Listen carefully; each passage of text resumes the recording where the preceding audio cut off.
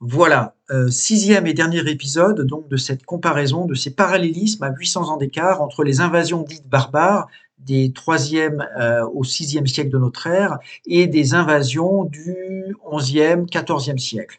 Alors nous avons la chute bien sûr de l'Empire romain d'Occident, officiellement en 476 de notre ère. Or, 800 ans plus tard, ou presque 800 ans plus tard, on a ce qu'on appelle le grand interrègne du Saint-Empire romain. Voilà, Empire romain d'un côté, Saint-Empire romain. Le premier chute, le deuxième aurait eu une espèce voilà, une série de problèmes. On parle d'un grand interrègne. Voilà.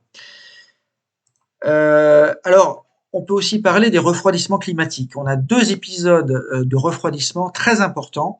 Donc le premier entre 535 et 536 et le deuxième entre 1315, 1317 et même jusque 1322. Voilà. Alors dans le premier cas, on a des bouleversements durables. Cause possible, on nous parle d'une éruption volcanique sous les tropiques. Voilà, on parle d'une baisse des températures très importante et même d'un petit âge glaciaire. On parle de récoltes désastreuses, de famine dans le monde entier. Vous voyez, refroidissement du climat mondial, famine, froid extrême. Et 780 ans plus tard, nous avons donc à nouveau ces famines, ce froid. Donc, vous voyez, famine, nombre prolongé d'années, qui a marqué la fin de la période de croissance et de prospérité du XIe au XIIIe siècle. Mauvaise récolte, l'Europe ne s'est jamais complètement rétablie, enfin, si, mais pas avant 1322, du moins.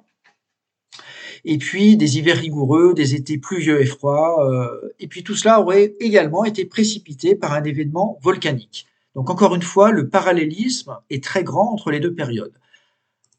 La peste de Justinien, alors là pour reprendre la thèse de François de Sales, la peste de Justinien donc de 541, qui voyez arrive du Proche-Orient et déferle sur la Méditerranée, remonte par l'Italie et la France pour aller jusqu'en Angleterre.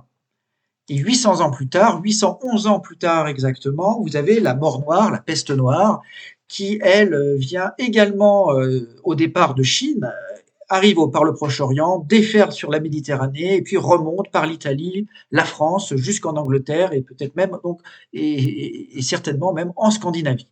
Le parallélisme est encore une fois extrêmement évident. La peste de Justinien, elle est causée par Yersinia pestis.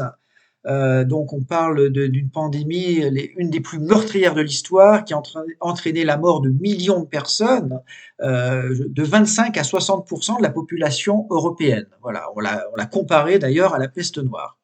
Or, la mort noire, tout comme la peste de Justinien, elle est causée par Yersinia pestis. Donc c'est vraiment la même chose, c'est le même bacille qui vient de Chine.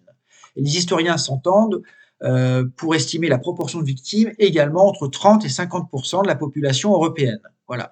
Donc vraiment le parallélisme, une fois encore, à 800 ans d'écart, est évident.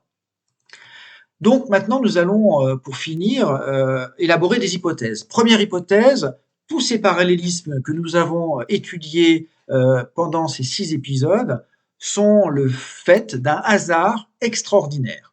On a vu une soixantaine de coïncidences, donc la liste n'est pas exhaustive, mais voilà, une soixantaine de coïncidences vraiment très très fortes qui se produisent à 800 ans d'écart, ou presque toujours d'ailleurs à 800 ans d'écart ou à quelques années près. Donc, hasard extraordinaire. Deuxième hypothèse, les dates conventionnelles des invasions barbares sont fausses. Voilà, tout simplement. Elles ont eu lieu 800 ans plus tard que ce qu'on croit. Donc du 11e au 14e siècle et non du 3e au 6e siècle. À moins, bien sûr, que les dates 11e, 14e siècle soient fausses elles aussi. Ça, alors les premières étant fausses, rien n'exclut que les deuxièmes soient justes. Voilà. En tout cas, le parallélisme montre que la chronologie que nous avons, à moins bien sûr d'un hasard extraordinaire, cette chronologie ne tient absolument pas debout, puisque vraiment on a des hasards qui se répètent toujours avec cette même trame de 800 ans. Et puis, hypothèse 3, comme toujours, je laisse à l'appréciation du spectateur le soin d'élaborer une autre hypothèse qui ne serait pas ni le hasard, ni celle du hasard, ni celle d'une fausse chronologie. Mais alors dans ce cas, je demande donc aux spectateurs de réagir, voilà, de proposer leurs propres hypothèses. Merci beaucoup pour ce visionnage.